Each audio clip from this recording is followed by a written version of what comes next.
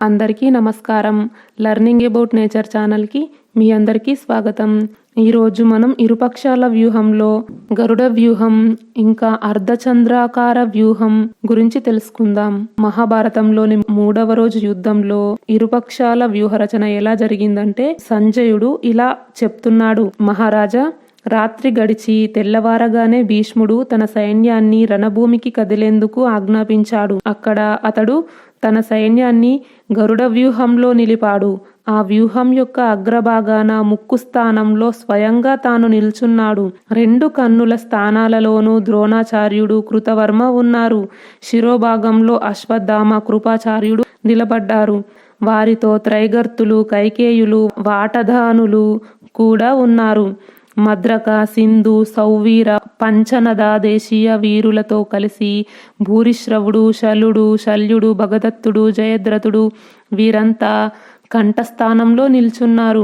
తన తమ్ముళ్లతో, అనుచరులతో కలిసి దుర్యోధనుడు పృష్ఠభాగంలో ఉన్నాడు. కాంబోజ, శక, శూరసేన దేశీయ వీరులను వెంట తీసుకుని విందులు ఆ వ్యూహానికి తోకభాగంలో నిల్చున్నారు. మగధ, కళింద సైన్యాలు దాసేకరణం దాని కుడిరెక్క భాగంలోను, కారుష, వికుంజ, ముండ, కుండి వృష మొదలైన యోధులు బృహద్బలునితో పాటు ఎడమరెక్క భాగంలో ఉన్నారు. అర్జునుడు కౌరవసేన యొక్క ఆ వ్యూహరచనను చూసి దృష్టద్యుమ్నుని వెంట పెట్టుకొని తన సైన్యాన్ని అర్ధచంద్రాకార వ్యూహంలో నిలిపాడు. తన దక్షిణ కోనలో భీమసేనుడు రకరకాల శస్త్రస్త్రాలు ధరించిన భిన్న దేశ రాజులతో పాటు నిలిచాడు. భీమసేనుని వెనుక విరాటుడు, ద్రుపదుడు ఉన్నారు. వారి వెనుక నీలుడు, అతని వెనుక దృష్టకేతువు ఉన్నారు. దృష్టకేతువులతో పాటు చేది, కాశీ, కరుష దేశాల సైనికులు ఉన్నారు. దృష్టద్యుమ్నుడు శిఖండి, పాంచాల, ప్రభద్రక దేశీయ యోధులతో కలిసి సేన యొక్క మధ్య భాగంలో నిల్చున్నారు. గజ సైన్యంతో పాటు యుధిష్ఠరుడు కూడా అక్కడే ఉన్నాడు. అతని తర్వాత సాత్య, ద్రౌపది 5 కొడుకులు ఉన్నారు. ఆపై అభిమన్యుడు, ఐరావంతుడు ఉన్నారు. ఆ తరువాత కైకయ వీరులతో కలిసి ఘటోత్కచుడు ఉన్నారు. చివరిలో వ్యూహం యొక్క ఎడమ కొనలో అర్జునుడు ఉన్నాడు. అతనికి రక్షకుడుగా శ్రీకృష్ణ భగవానుడు ఉన్నాడు. ఈ రీతిగా పాండవులు ఈ వ్యూహాన్ని రచించారు. ఆ తరువాత యుద్ధం మొదలైంది. రథంతో రథం, ఏనుగుతో ఏనుగు తలబడ్డాయి. రథచక్ర ఘోషతో కలిసి దుందుబుల ధ్వని ఆకాశంలో ప్రతిధ్వనిస్తోంది. ఉభయపక్ష వీరుల మధ్య తీవ్ర యుద్ధం మొదలయ్యింది. అర్జునుడు అప్పుడు కౌరవ పక్షంలోని రధిక సైన్యాన్ని సంహరించసాగాడు. కౌరవ వీరులు కూడా ప్రాణాలను లెక్క చేయకుండా పాండవులను ఎదిరించడానికి సిద్ధమయ్యారు. వారు ఏకాగ్ర చిత్తంతో ఘోర యుద్ధం చేస్తుంటే పాండవ సైన్యానికి కాళ్ళు నిలవలేదు. తొక్కిసలాట మొదలైంది. భీమసేనుడు, ఘటోత్కచుడు, సాత్యకి, చేకితానుడు, ద్రౌపది యొక్క 5 కొడుకులు మీ పుత్రుల సైన్యాన్ని దేవతలు దానవులను తరిమినట్లు తరిమారు. ఈ విధంగా పరస్పరం గాయపరుచుకుంటూ రక్తం ఓడుతున్న క్షత్రియ వీరులు భయంకరంగా కనిపించారు. మహారాజా, ఇదే సమయంలో దుర్యోధనుడు 1000 మంది రధిక సైనికులను తీసుకొని ఘటోత్కచుని ఎదిరించడానికి వచ్చాడు. ఇదే రీతిగా పాండవులు కూడా అతిపెద్ద సైన్యాన్ని తీసుకుని భీష్మద్రోణులను ఎదిరించడానికి వచ్చి నిలిచారు. అర్జునుడు కోపోద్రిక్తుడై రాజులందరి మీద విరుచుకుపడ్డాడు. అతడు రావడం చూసి రాజులు 1000 రథాల మీదకు వచ్చి అతని 4 వైపుల నుండి చుట్టుముట్టారు. అతని రథం మీద శక్తి, గద, పరిగ, ప్రాస, పరశువు, ముసలం మొదలైన శస్త్రాస్త్రాలను వర్షించసాగారు. కానీ అర్జునుడు మిడుతల దండుగా వచ్చి పడుతున్న శస్త్రవర్షాన్ని తన బాణాలతో నడుమనే అడ్డగించాడు.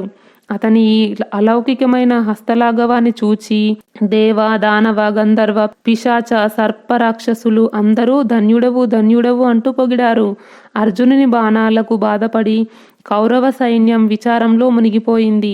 భయంతో వణికిపోతూ పరుగులు తీసింది. అది పరుగులు తీయడం చూసి కోపంతో భీష్మద్రోణులు దానిని ఆపారు.